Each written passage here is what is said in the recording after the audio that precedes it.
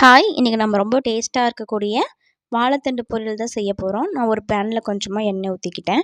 எண்ணெய் ஊற்றி கடுகு போட்டுக்கிட்டேன். உங்களுக்கு வேணுன்னா உளுந்து பருப்பும் கடலை பருப்பும் ஆட் பண்ணிக்கலாம். நான் ஸ்கிப் பண்ணிக்கிட்டேன். ஒரு கொத்து கருவேப்பிலை, ஒரே ஒரு பெரிய வெங்காயத்தை பொடி பொடியாக நறுக்கி வச்சு போட்டிருக்கேன். இது எல்லாத்தையுமே ஆட் பண்ணி நல்லா நம்ம வதக்கி எடுத்துக்க போகிறோம். நம்ம வாழைத்தண்டு கன்சீவாக இருக்கும்போது சாப்பிட்லாமான்னு பார்த்தீங்கன்னா, நம்ம தாராளமாக சாப்பிட்லாம். வாழைத்தண்டு சாப்பிட்றதுனால நமக்கு இந்த சிறுநீரக பிரச்சனைன்னு சொல்லுவாங்க இல்லையா?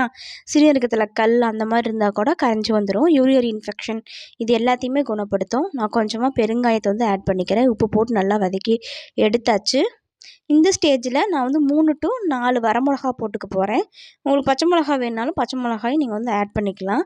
நல்லா போட்டு கிளறி எடுத்துக்கலாம்.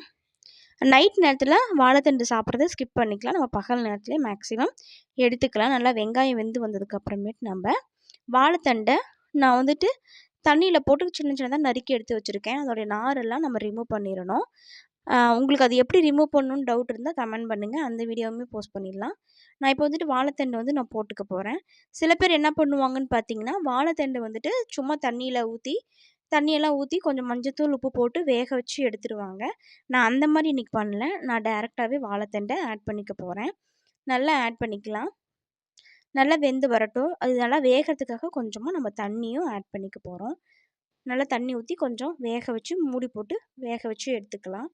இந்தளவு தண்ணி ஊற்றினா போதும். நல்லா வெந்து வரட்டும். ஒரு 5 to 10 நிமிஷம் வேக வச்சு எடுத்துக்கலாம். கொஞ்சமாக மஞ்சத்தூள், வேணும்னா மிளகாத்தூள் ஆட் பண்ணிக்கோங்க. நான் மிளகாத்தூளும் ஆட் பண்ணிக்கிறேன். மிளகாயும் போட்டிருக்கேன். உங்களுக்கு எது வேண்டாமோ அதை ஸ்கிப் பண்ணிக்கோங்க. நான் கொஞ்சமாக உப்பு போட்டிருக்கேன். உப்பு போட்டு நல்லா வேக வச்சு நம்ம எடுத்துக்க போகிறோம். நான் கொஞ்சமாக ஒரு 1/4 மூடி தேங்காய் நான் துருவி வச்சுருக்க போகிறேன். லாஸ்ட்டு ஃபைனல் ஸ்டேஜில் நான் அதையும் துருவி போட்டுக்க போகிறேன். நீங்கள் இந்த ஸ்டேஜில் கொஞ்சமாக லைட்டாக பெருங்காயம் ஆட் பண்ணிக்கோங்க. பூண்டு வேணாலும் பூண்டும் நீங்கள் ஆட் பண்ணிக்கலாம். அவ்வளோதான், நம்ம வாழைத்தண்டு செஞ்சாச்சு. உங்களுக்கு இந்த வீடியோ பிடிச்சிருந்தா கமெண்ட் பண்ணுங்கள், ஷேர் பண்ணுங்கள், கண்டிப்பாக லைக் போடுங்க. தேங்க்யூ.